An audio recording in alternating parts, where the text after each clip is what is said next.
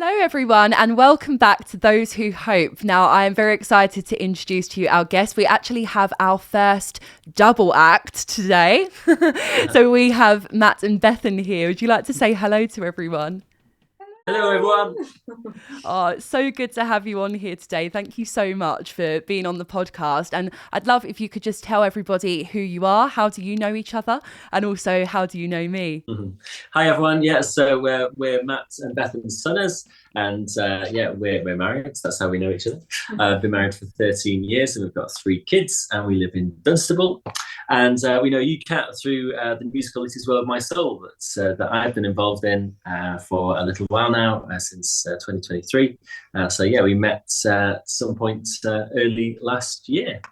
Yes, and I can't believe that on the 1st of June, we're going to be celebrating the 1 year anniversary since the world premiere of the tour. So that's absolutely crazy, isn't it? I can't believe how the time has gone. It's gone so, hasn't it? Obviously, with the 3 separate tours, haven't we? Which has made it go quite quick. But yeah, there we go. A year in. Yeah, Bleak water. yeah, it's still going strong.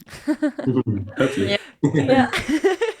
And it's great to have you on here and to talk a bit about it as well, because there's actually been a few guests on the podcast already who are from the cast. So hopefully, as people in the audience have been following along, that they'll get to know more and more about the show and about us. And I spoke to Gareth, who wrote the show, and you've both known Gareth for quite some time, haven't you?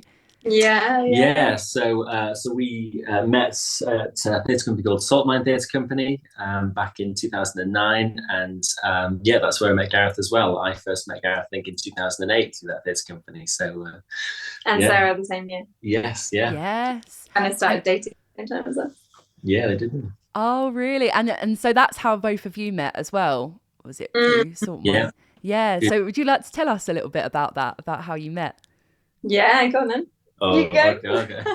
I was working as an actor at the time and got hired by Saltmine Theatre Company, and Bethan was on a gap year working for the theatre company as well, and so that's how we met. And through Saltmine there was lots of relationships that started. Obviously, like-minded Christians with the same passion for acting, and so you met lots of people that you got along with well, and there we go. I think it's responsible for about maybe even 7 or 8 marriages. Yeah, probably. Wow, that's crazy. And so I'd love to hear, and in this podcast, we're going to hear all about your careers and about your time at Saltmine and what you're doing now. But I'd love, first of all, if you could tell us a little bit about your faith. So both of you follow Jesus. And on this podcast, we love to hear stories of how people came to know Jesus. And I said, I'll be hearing this for the first time myself too. So I'm really looking forward to hearing your testimonies. And it's up to you who do you want to go first?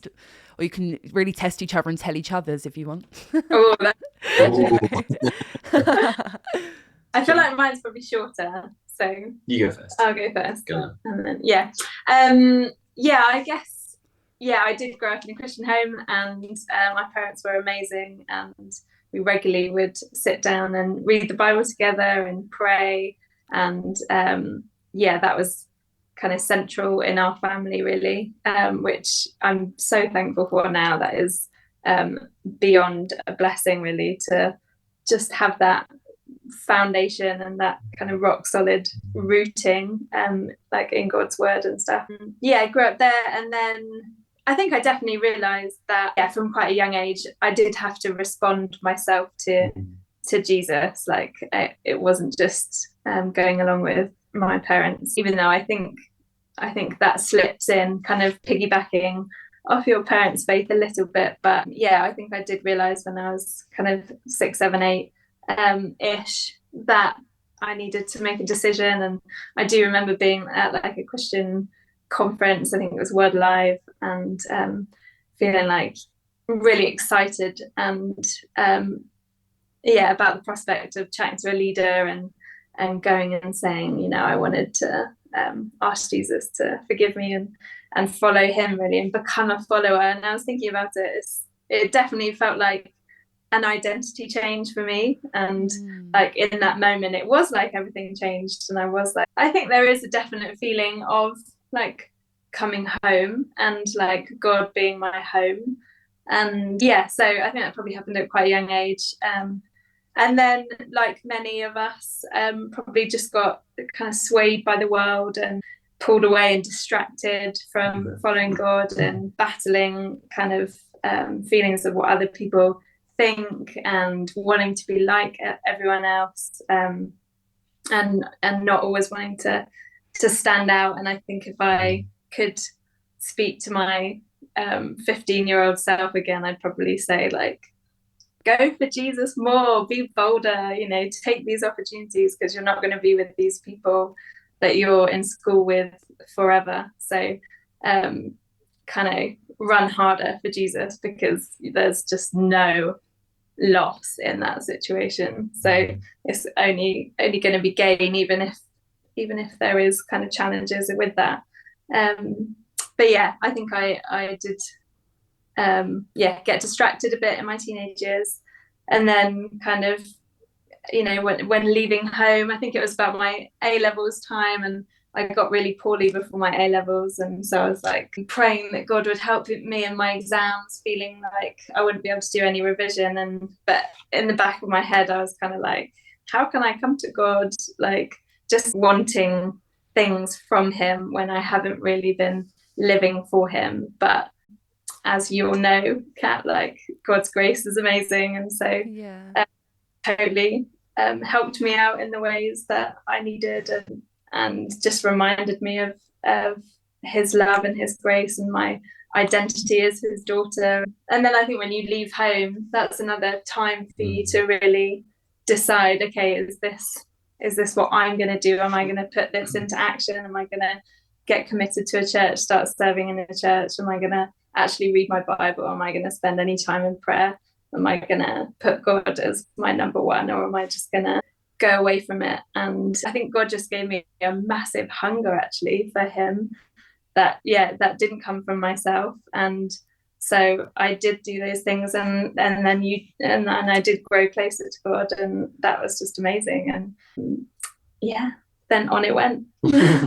Oh, that's amazing. And I think what's amazing about what you shared there is thank you for your honesty, because I think so many people feel that, where when you're following Jesus and you're at school or you're at college or wherever in the workplace, and you kind of feel like the odd one out and you're swimming against the tide, and that is a really challenging place to be, and it is really hard. So I'm just really grateful for you encouraging anyone who may be feeling like that you've learnt from the experiences that you've had, that you've been through feeling that way, but actually you realize now that Jesus is worth it, and that it's not from either a kind of a condemning kind of place. It's just actually Jesus is the better option for me, and you can enjoy that and you can be free in that. So that is just a really wonderful thing that can really encourage everyone who's listening. So thank you so much for that.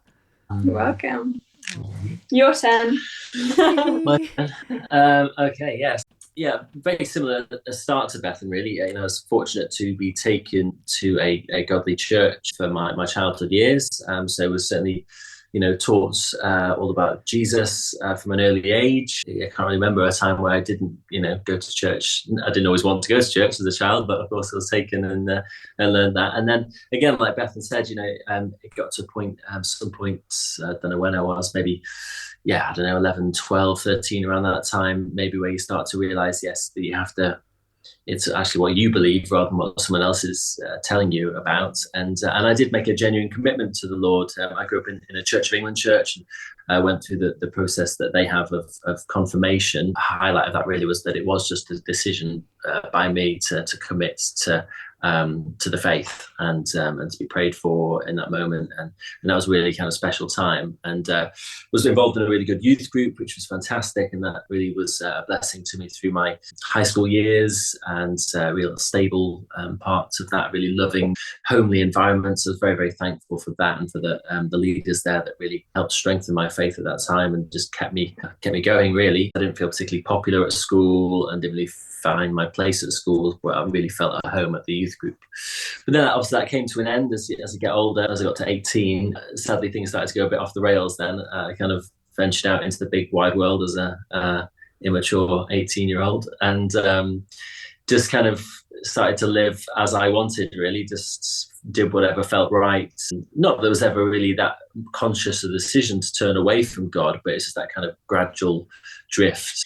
Yeah, again, the kind of popularity thing, probably, seeking after being more popular, and maybe that led me in the wrong way. And then I went to university and did acting at university, did an acting degree, which again, I'm very thankful to have done and to have got the degree. There's good things within that, but also it was a bit of a minefield and difficult path to navigate, and I certainly didn't do it well, and never would have said that I wasn't a Christian, never would have said I was never an atheist. I always believed in a creator God and always believed in Jesus, I think, throughout that time, albeit through some doubts, of course, but just was turning my back on the Lord at that point. So it got to a point then, after I finished university and I moved to Manchester, and I was just trying to work and life was going nowhere, and I was really unhappy. Life just seemed to be in a cul-de-sac, I had no money. There's just no prospects going on, that nothing seemed right. Nothing I was trying seemed to be working. And again, I hadn't given up on my faith, and it got to a point where my granddad got ill. He was old. He was 86, and I was in hospital with him, and he died whilst I was holding his hand, pretty much. And going through a death like that was very crystallizing in my life. At that point, I couldn't deny that I was going to die one day, and what did I really think was going to happen after death, and actually what am I living for then in light of that.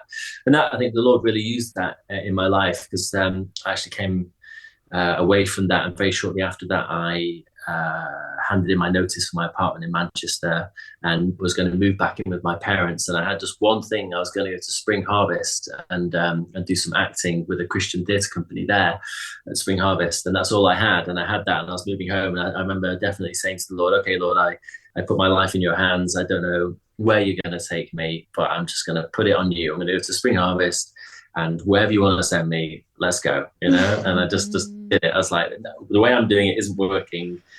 It's all about you. You've got it. And it's from that point that everything kind of changed. It's incredible, really, how my life completely changed direction from there. Because through that, I then met David Robinson at Spring Harvest that year.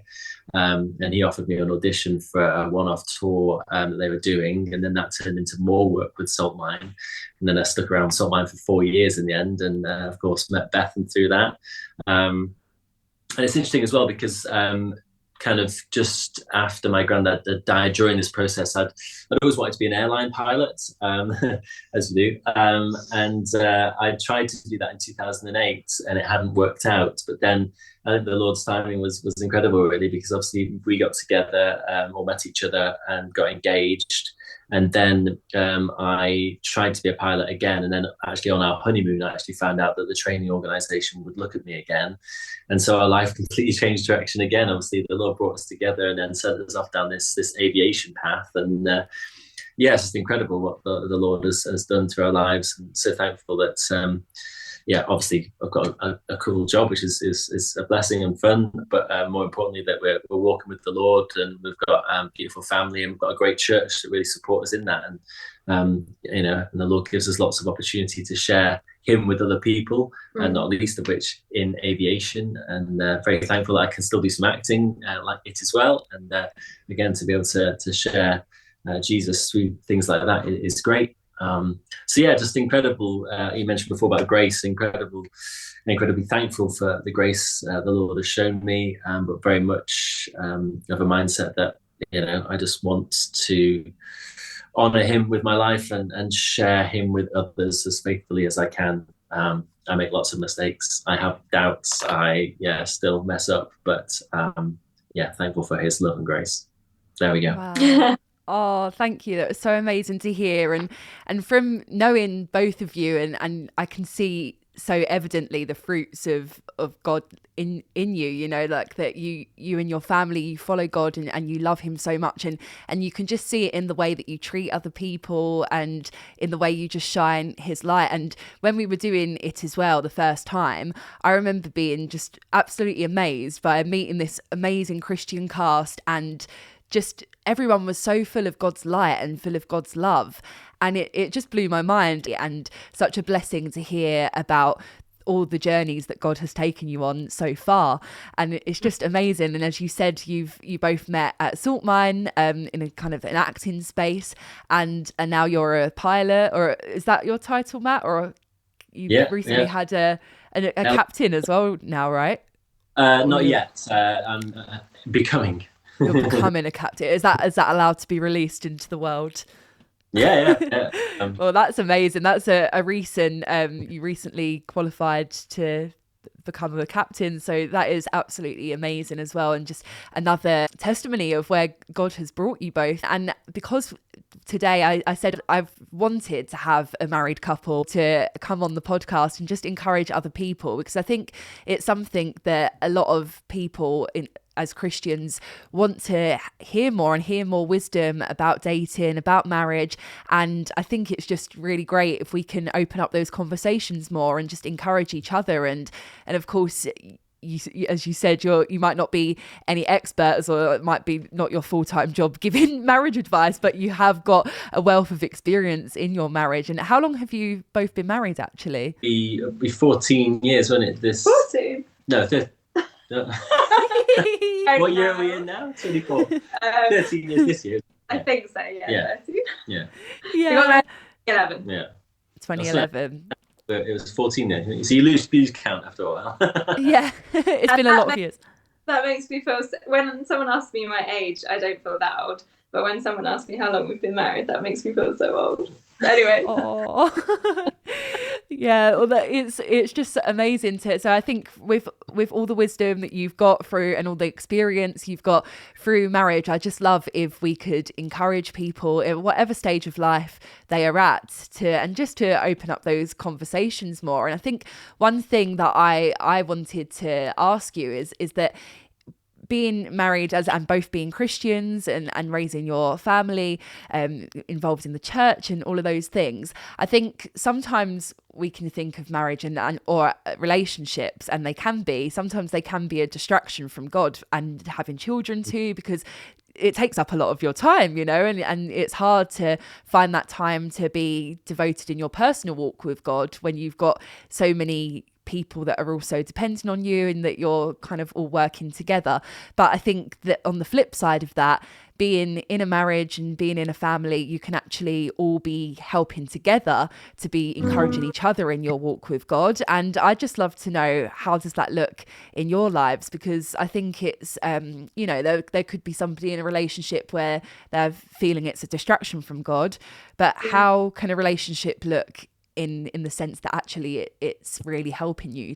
That's such a great question. Yeah, it really is. Yeah, there's lots in that, really. I think, one of the joys of being in a relationship is that obviously you can encourage each other in your faith, which is great, and challenge each other, and there's lots of joy to be had through that. And that's kind of an ongoing thing, which is wonderful. And of course, having children is quite distracting at times, or busy, and so it can feel busy in that. But again, I think the Lord teaches you a lot through having like a distraction, if you can call them that, like having children. It certainly shows you your sin and your lack of patience and a lack of selflessness, maybe. So there's kind of lessons to be learned through that. But I think it certainly has the potential to be a distraction, both when you're dating people or even when you're married. You can make it all about just the two of you and seeking again after what kind of is fun to do, and it can be a distraction in that way. So it is, as with all these things, really, I guess it's making that conscious decision to put the Lord at the center of it. Which again, of course, we make mistakes in, but doing that with the support of your church and the friends, godly friends that the Lord has placed around you, those that can help you to be accountable, can help encourage you. And we've certainly been blessed a lot through our church, or churches, I guess, and that we've been to through our relationship, that have helped us to do that in various different ways, really. Yeah. I think it's a combination of really being intentional about like putting in place habits and routines and rhythms, if you want to call that, in your family life, and just like the home is such a that you create has such potential for the kingdom, both like inside it, just amongst ourselves as family, you know, like the practical things like playing worship songs or reading the Bible together or learning Bible verses together, and like you said, trying to encourage each other, trying to point each other to Jesus, sticking Bible verses up around the house, but also challenging each other and trying to gently, although it doesn't always happen like that, call each other out when we're going a bit astray, and that is really wonderful. So, but yeah, I think you have to be intentional, but then there is also like just the heart cry need that you have in a home, of like the amount of times as a mum or as a wife that I've had in my head, like, you know, that song, I need you, oh I need you Jesus, I won't sing, you know, you just walk around and you just like, please Lord, help me, give me grace, give me patience, give me strength, give me energy, give me love, give me all the things. And the home is a real hub where we need God so much. But yeah, I think you have to have the two, the heart need, but also we're gonna try and do this and this, and kind of think it through. And I know I've been really encouraged by different books that I've read about how God can use marriages for his kingdom, and it not so much being about us looking at each other and getting everything we need from each other, but us holding hands and walking together with our eyes on Jesus, trying to shine for him more than just satisfying each other's needs. Yeah, that is absolutely amazing. And I think also, obviously, this podcast is called Those Who Hope. So we love to talk about the struggles as well as the highlights and good things in life, and to see where is God within that, and how does God help us through that. And what you're saying there is that, you know, even in the challenges in home life and things like that, that you have an anchor that you can look to Jesus, and that he helps you through that, which is just absolutely amazing. And what would you say to anyone to encourage them for any struggles, whether it is to do with relationships or whatever it is, but how does Jesus help you on kind of a, you know, on a daily basis with that? Yeah, I think it's so important to like remember. I think God wants us to remember and look back at times that he's been really faithful. And when I definitely think like the moments that I've been on my knees in tears, and they've been moments that I've grown so much closer to God. And you do hear Christians say this, but I genuinely wouldn't trade it for anything, because it is those moments where you realize that God is your rock solid foundation, and he is faithful, and he will never leave you, and he gives you such security, and that's completely unchanging. And that is amazing, and that turns any struggle and any challenge into almost something to be welcomed. Like I think we need to do. It's so hard to, because pain is hard and none of us really likes it. And you know, God wants to create a world without pain. That's what we can look forward to ultimately. But you know, we have a good Father who promises that whatever he brings into our lives, he's going to use for good in some way. And so it's kind of holding on to that truth, even in the pain, and almost looking forward to, okay, God, this really hurts right now, but one day you're going to turn this into something good, and I'm going to try and focus on that rather than like staying in this place of pain. But that's not always easy, and often you do have to stay in the place of pain for a while before you see it. But yeah, I think you do. No, I think that's really helpful. And yeah, it is true in the good times. It's it's sometimes easier to drift and to not depend on the Lord as much. And then through the challenging times, it's when you cry out to him more. And I think, you know, whether you're single or whether you're married, there's obviously there's challenges, different challenges. maybe you're single and you want to get married, and that hopefully that can help you call out to the Lord and seek where he's calling you in that. And obviously through being in a relationship, there's challenges as well. I'm a constant challenge to Bethan. So I think the Lord uses me in that way to point Bethan to the Lord. It's true. It is, that is how marriage works. That you're both sinners and you both double trouble. Yeah, exactly. And God sharpens you through that and shines a light. I think it's just so important to be reminded that, again, like you've said, that your hope is in God. So in any of the challenges that you face, in encouraging others who might be facing other challenges or different waiting seasons, or challenges of being single, or the challenges of being in a relationship, that it is looking to God for our hope. And even when you were speaking earlier about your testimonies and about how God worked everything together through things that had happened and through times where you'd felt that you'd gone away from God a little bit, but in Romans 8:28, it's a verse that many of us love, and it says, and we know that in all things God works for the good of those who love him, who have been called according to his purpose.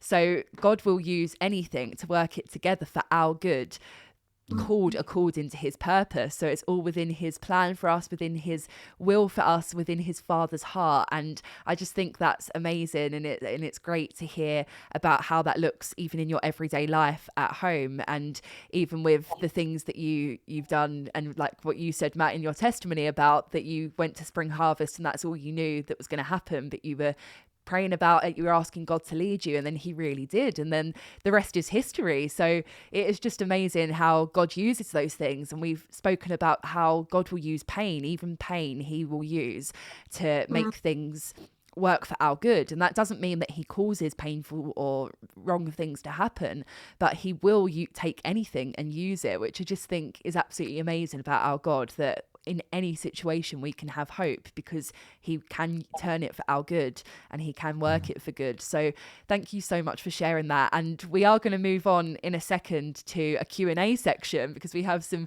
questions about dating and marriage, which is really exciting to be able to fire through those. But before we do, just another thing off of your testimonies is I would love to ask about, I think a lot of people ask the big question of, what is God's calling on my life? What does God want me to be doing with my life? And I think that's a big question. And actually, I think it's sometimes that we maybe put too much pressure on ourselves to figure out.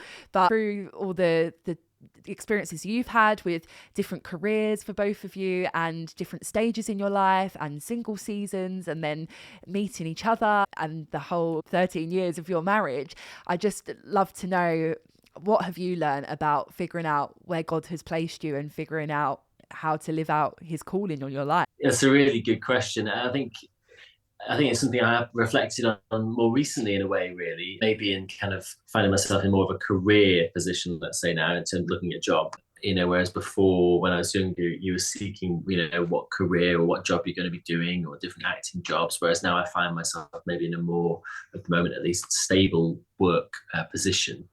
And it's interesting, isn't it? Because I think there's two sides to it. It's kind of, you can sit back and think, okay, God, what's your calling on my life? What's the big picture here? And sometimes maybe the Lord does put you in a place where maybe you see potentially what could be a big picture for your life. But actually, I think I've been challenged recently just to be like, oh, what's your calling on my life today, Lord, actually? Because, none of us know how long we've got left on this earth.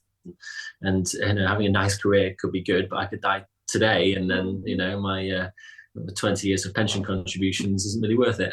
So, it is really that, okay, Lord, what are you asking us to do this day? Who are you asking me to speak to today? Who can I help today? Who can I lovingly encourage or challenge today? Who are you calling for me to take challenge from, to take correction from today? Am I open to that? Am I open to you today, Lord? All those things. So yeah, it's kind of both at the same time, isn't it? It's seeking Lord each day, but then maybe, tentatively asking, what are you calling me to make a big change here that moves our family to a different location, or something like that. So there's lots of prayers to have each day. Anything you'd like to say? Yeah, I completely agree. And the bite size the revision thing always talks about, like, you can never eat a whole elephant in one sitting. It's just about doing it in little bite-sized chunks. And I think whenever you think about calling, I just completely agree. I think it is the small things that make up your life, and it's those little choices every day. You talk about, like, people say, oh, I'd really love to read the whole Bible. And you're not going to sit down and do that in one sitting. I'm sure a few people maybe have to in a few days, but that's so rare. It's just, am I going to feed myself just a little bit today, and grow really slowly over time, and or am I gonna take this opportunity to speak about Jesus? And it really is those little moments, and even our thoughts and the kind of the thought patterns that we have. Am I going to feed myself on whatever it might be, social media, or am I going to turn to God's word in this moment? And it's just those really little decisions, I think, that make up almost the trajectory of your life. You always talk about calibration, don't you, in terms of in an aeroplane you need to calibrate, what is it, all your instruments and stuff. And it's getting that right, making those little tweaks, and that will set you on course. But again, God is so gracious, and he will move us in the right direction when we've gone off the path and gone astray a little bit. But I guess it's about having that heart of coming to God and being like, what do you want for my life?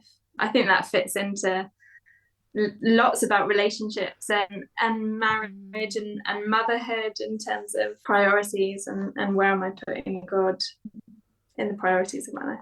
I think that is so key, what you said, that it is one step at a time. And it's also the main thing is just plugging into Jesus, because sometimes we don't know, like Matt, when you were going to Spring Harvest, you didn't know what else was happening, but you kept your relationship with Jesus and just kept one day at a time looking to him. And I think often God gives us a choice with things too, like we worry so much about getting it wrong, but I think if we're following Jesus and we're following the instruction of the Bible and we're following the Holy Spirit's guidance in our lives, then even if we did do something that wasn't quite the plan or wasn't quite where God wants us forever or whatever, if we're following him, he can lead us back, and I think for me, when there's been times of worrying about what are my next steps, that's really helped me to remember that. And God will show us in different ways where he's leading us, but also if we're following him, then it's okay if we're not quite sure, and it's okay if we try something and it doesn't work out, because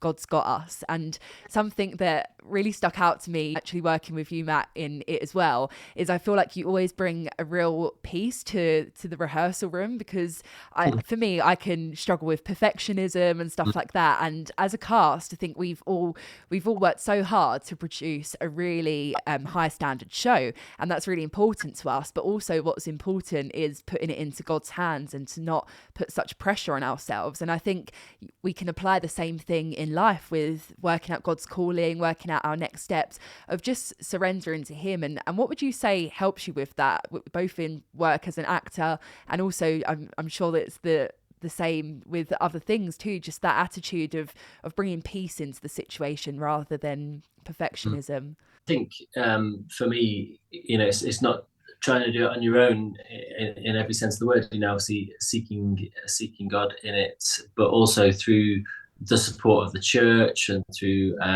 godly friends around you. I think the church is so key in that, because as you're saying, like about the plane and the instruments and drifting, I drift every day and I need putting back a course, and then God uses the church and our family in the church to help keep me on track, taking it a step at a time, a day at a time, and knowing that you are going to drift and make mistakes, but just willing to take correction, bringing peace. I guess I'm thankful that you see that in me. If you see that, then that's the Lord at work in me, which is great. I guess just being open to the Lord working through you as well, isn't it? Not trying to come up with a fixed way of doing life, but actually knowing that sometimes the Lord will call things to be different, and to have the courage to step out and follow in those moments is key, isn't it? Because I think it's easy, I could have easily not been involved in it as well, my soul thinking like, I can't do that, or I'm not good enough for that, but actually just to have the faith to step out and trust in those moments. We bring our little offering of our 2 fish and 5 loaves or whatever, and God can do amazing things, and God is so much bigger and stronger and more powerful than anything that we can offer, so we can completely trust him, and just kind of, it's the kind of parental, just do your best, but have that heart for God's glory, and he'll do it, like he's in charge. And yes. we can just rest in that, and I think it does come down to trusting God, and that's one of my regular prayers, is like, deepen my trust in you, Lord, because that just changes everything. And it's only those moments where we think we've got to work things out all by ourselves that's when things get stressful. And if we can, it's not always as simple as just saying it, but if we can have open hands and trust our good Father, that can bring peace. Thank you both. That is so good. Thank you. And if you're up for it, we've got some questions from our wonderful audience, and I wondered if we could do kind of a quick fire, I guess, going through some of these and just seeing what your thoughts are. Okay. Start. Yeah. Okay, so the first question is, how do you date in a godly way? How to date in a godly way. Again, I'm probably going to sound like a broken record, but for me, it's all about having support. First of all, having your own house in order. So, having your faith in place and as strong as you can make it. Not that we can do anything through our own strength, but, through the support of a good church, godly friends around you. I think you need to have those frameworks in place in order to then be able to have a chance of being able to date in a godly way. And and there's lots of things that I think we've probably reflected on our dating period that we probably would have liked to have done differently and things, but hopefully it gives us the opportunity to maybe share with other people going forward. But yeah, for me, it's all about support and having your own faith in place. Anything you want to add? Yeah, I think it's hard, isn't it? You want the priority to be, how can I love God best in this? How can I honor God in this? How can I, like, whether they're your girlfriend or someone you're dating or boyfriend, and they are your, if they're a Christian, they are your sister or your brother in Christ first, and so you really want to honor Jesus first. Yeah, I think probably the most important thing is that you love Jesus more than the other person, and that you keep checking your heart for how that's going along the way. And also to potentially think that actually, well, they're not your husband or wife yet, and actually the person you're dating or getting to know may actually be someone else's future husband or wife. And actually, until the point that you're married, even, of course, that's not the case. So maybe remembering that helps you to have a good perspective on it, in order to love them in the right way, and in a Christian sense, and not to be causing them future pain or difficulties for their future marriage that isn't to you. So that's maybe a good consideration to think of as well. Yeah, and if you go into it being like, okay, how can I really protect this person's soul? How can I protect their relationship with God? That's a good way to look at it, rather than do I like them? All of those kind of other things. I think similarly as with the gospel, there's kind of primary key gospel truths and then secondary issues. There's probably the same with dating as well, that you need to have those primary God-focused things set first before starting to worry about the personality cohesion or whatever. Yeah, that's so good. That is so good. And that leads us quite nicely onto this question, which is, how did your faith impact your decision to date each other and then to get married? I always remember, like, before we started dating, being single and being like really happy in that. Praying, oh, thanks God for this time of singleness, and I'm looking forward to giving more. And then Matt comes along. Okay, well, I ruined it.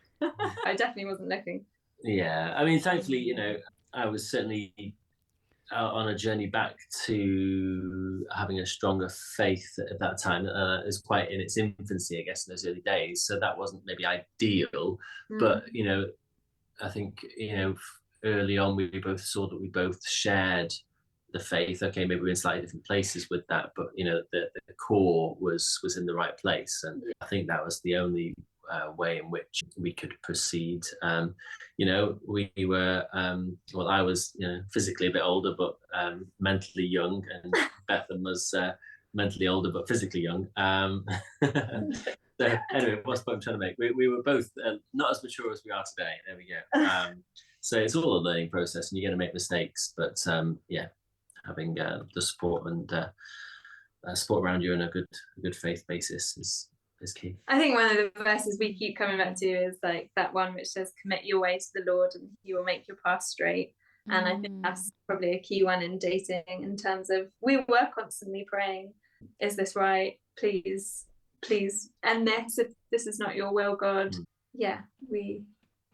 We're often praying that, and that's probably key, isn't it? Prayerful heart. Yes.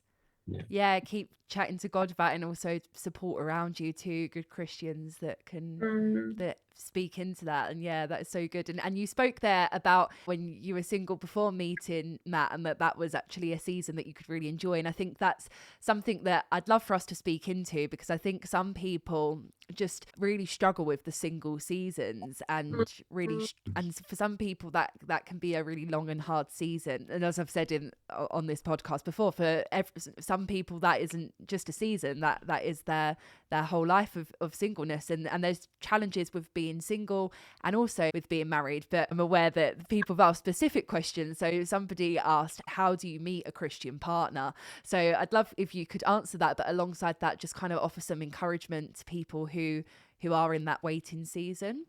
I think from our experience, obviously from my experience, it was following the Lord's calling on my life that put me in a place through which I was able to meet Bethan. So that was kind of our experience of it, and of course that's not always going to be the case.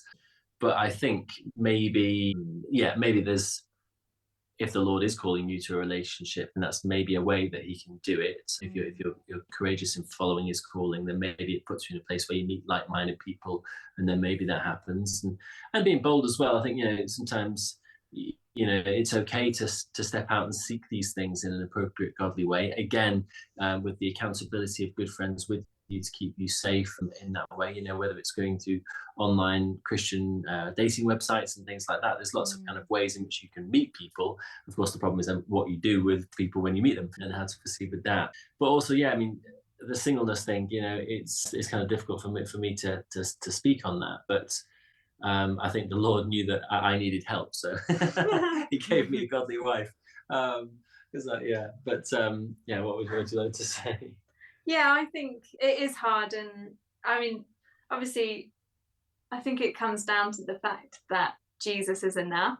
And it's kind of, the world does say this a bit in terms of, a man won't complete you, a woman won't complete you. That relationship doesn't compare to like the richness of living for Jesus and being all out for God. And He will give you way more exciting adventures than a marriage, in terms of God can do great things through a marriage, but don't feel like it's hopeless. And if you're not married, because you are freer to live, I think, more undivided, more wholehearted in a way for Jesus, because there is slightly less distractions or responsibilities or demands on your time. And that is something really precious. And I think just keeping eternity in mind is really helpful. I know I have always found this video by Francis Chan really helpful, which is his rope illustration. I don't know if you've seen it, but he basically talks about how short our life is compared to the massiveness of eternity. And that's not to diminish our pain and our struggles and our challenges, but to try and lift our gaze to, let's get our perspective on how I can get ready for eternity and build up treasures in heaven, rather than be all out for this tiny bit of time that we have here on earth. But again, that's not to diminish the pain and the heartache of disappointment. And I've got many friends who would love to be married, who would love to have children, and that is a daily struggle for them. But but Jesus can meet you and promises to sustain you and help you with that. And similarly, don't raise marriage to a place of like idolatry where you think life will all be sorted. There is many challenges and struggles in marriage, and also if you rush that and marry the wrong person or someone that's not going to help you, you could be in such a more damaging, more heartbreaking place than that place of singleness. I think it is just that message that Jesus is enough. God can and will satisfy you, and you can have richness in your life that, yes, looks different from marriage, but is almost better, because you can be all out Jesus in a different way. I think as well, it's a challenge, for me, thinking like in terms of my basis of faith within a marriage, and not comfortable because I have a wife, but actually to think, well, you never know what's around the corner. I've got friends who, whose partners have died, okay, it might sound a bit drastic at the age we're at, but things happen, and either one of us could find ourselves single again, and actually maybe be single then for the rest of our life, be a single parent, and then what, it's sometimes helpful for me, I think, to think, what would my faith look like if Bethan wasn't here, actually, to support me and encourage me in that. And that's a good challenge for me in that way, in terms of certainly my faith. There is so much gold in what you've both shared there. Thank you. And there's just a couple more questions. And one was, we've spoken a lot, obviously, about what it looks within a Christian marriage and Christian dating. And somebody has asked, would you date a non-Christian? So I'd love if you could share your thoughts on this, but also the reason for whatever your answer is. I just don't see how that works to date a non-Christian.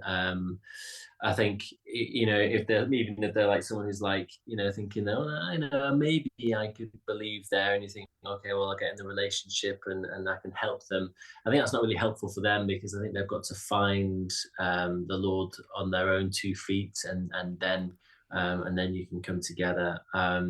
So maybe it's okay to kind of be friends and to kind of take a step back a bit and kind of encourage them and watch them and see how that is going, and maybe the Lord will then call you together. Certainly if someone was an atheist, for example, I don't really see how that would work. But obviously the Lord works in mysterious ways, and maybe he would make it very, very clear that was what he was calling you to. But that would be less likely, I think. I think it's an interesting question, isn't it? And if there's listeners who are at the beginning, they are single, there's potential non-Christians for them to date, I think that's a definite time to close those doors, because they can be really damaging. And we've seen that in our lives, in terms of, friends who much later on in marriage, one of them has turned away. And so it's a massive question, in terms of, you don't know what's around the corner, you don't know what God's got in store.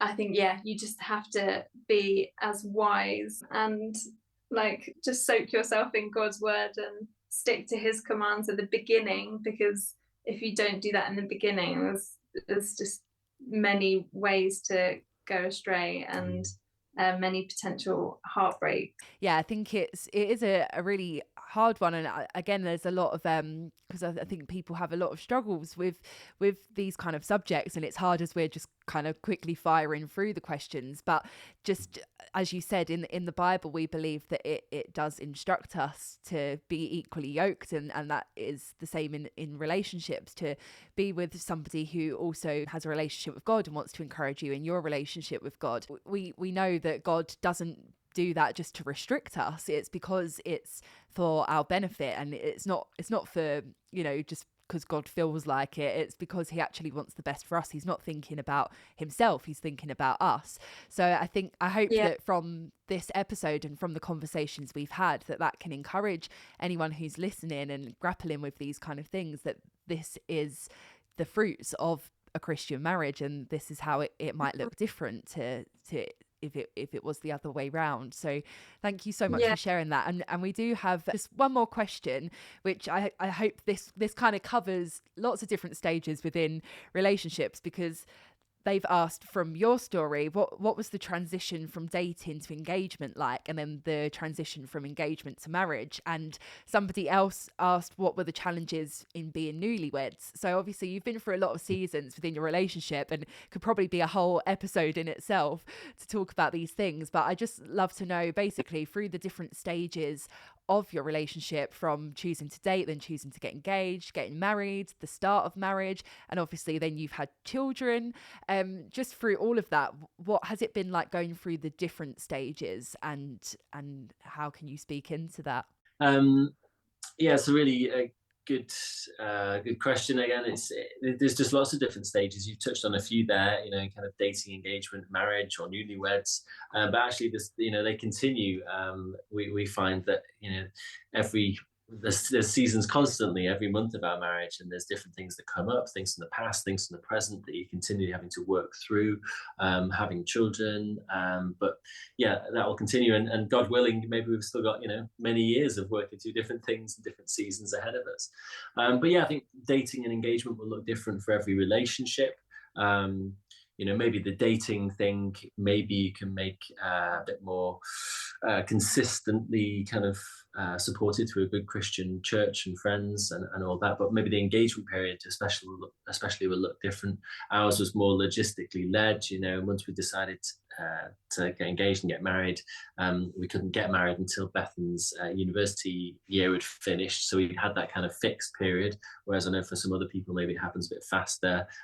They get engaged and then they kind of arrange the wedding quite quickly, which can be great. Mm-hmm.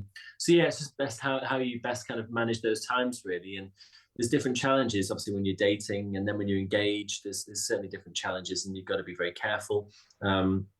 Especially when you're engaged and you're thinking, okay, this is my future wife or future husband now, and there's different temptations that can come with that, or you can start to act in different ways, and so you need the support as much as ever then, really. Anything you'd like to add to that?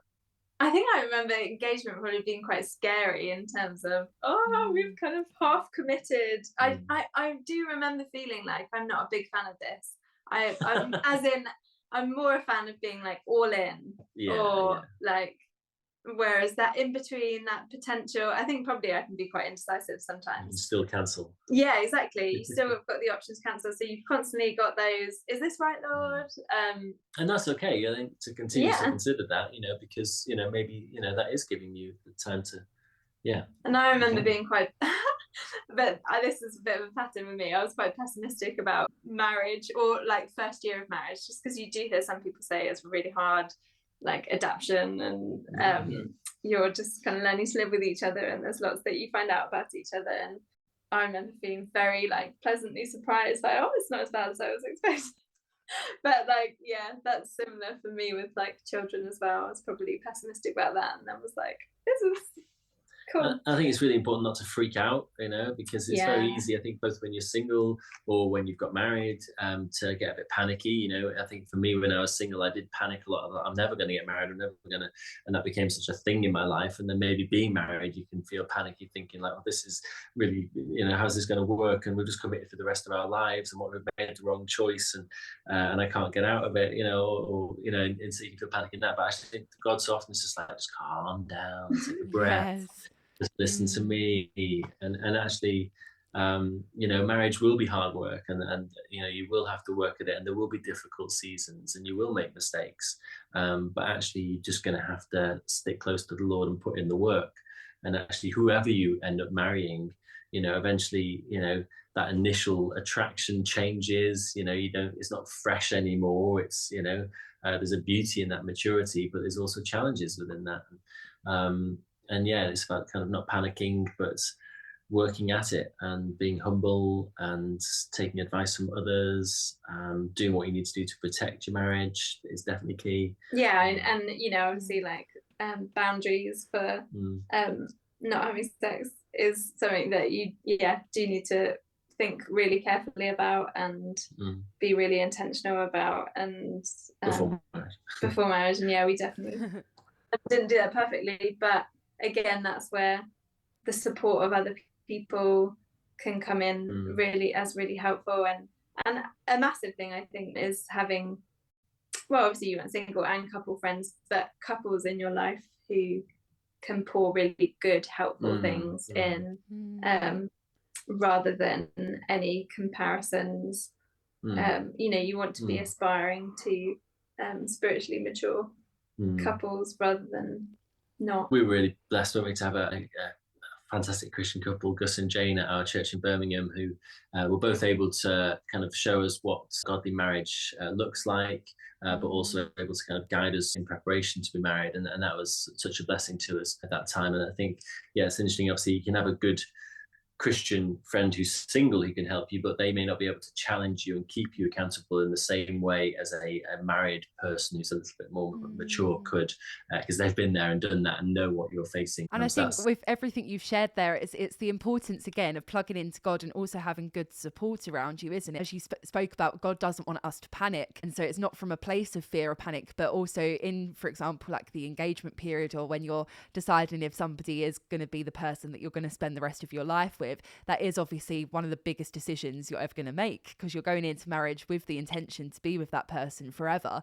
So that is a decision not to be taken lightly, and so it does take preparation too. And I think it's great that a lot of people, when they're engaged, they do like marriage prep, and they have people around them supporting them in that. And as you said, to have people that are kind of further along in that journey too, to be able to tell you what it's actually like and all of those things. And I just think that is so encouraging. And I think for everything that we've spoken about, I just hope that it's been interesting for the listeners to listen to, and also just to give some insight. And it's all just the start of a conversation as well, isn't it? Because there's only so much we can share about all of these topics in an hour-long episode, but it is great to just start these conversations and to encourage people to have these conversations with each other. And also encourage anyone listening that if you have any further thoughts about this, to please do get in touch. And I'm sure Matt and Bethan would be happy to feed back to me any other things that they can give you as advice. But it's just been wonderful to have you both on the episode today, and just so grateful for you sharing your wisdom and just sharing your testimony of all that God has done in your life. And as we finish, is there any kind of further encouragement what would you like to leave everybody with? Oh, thanks, Kat. I mean, obviously we're far from experts, but God graciously allows us to share our journey, our mistakes, the things that we've reflected on that we could have done differently. So if any of that's helpful to anyone today, then great. But we've probably said maybe some unhelpful things as well, maybe, I don't know. So just to pray about it. And if anything we've said today is helpful, then it's all from the Lord. And thankful for the work he's done through us in our lives. I just think there's good news. Like God is your rock, and God's got you, and every hour, every minute of the day, just be turning to him with whatever you're facing. And if that involves a lot of waiting, then keep waiting on God, because he will come through and it won't last forever. And you never know what's around the corner, tomorrow your life could look completely different all of a sudden, and sometimes that really does happen. So just trust in the Lord. Life's a roller coaster that he'll send you on, and step out in faith where you can. And it can be really exciting to actually say, okay, Lord, let's go and do this and try this. And as long as you've got a strong faith, then who knows where he'll take you and what he'll use you for. And that's an exciting thing.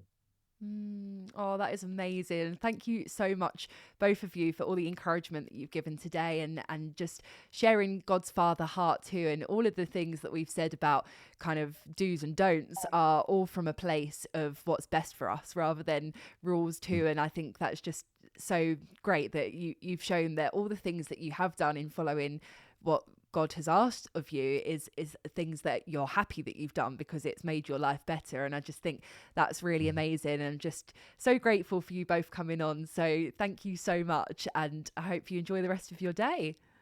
Thanks, Kat. Thanks, everyone. And you. Thanks for having us. Thank you. Bye. See ya.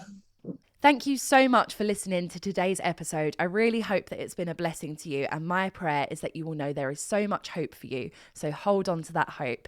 I do have a list of mental health resources in the description of this episode, so please do make use of this. If you think it might be something that benefits you or someone that you know, please do share it with them.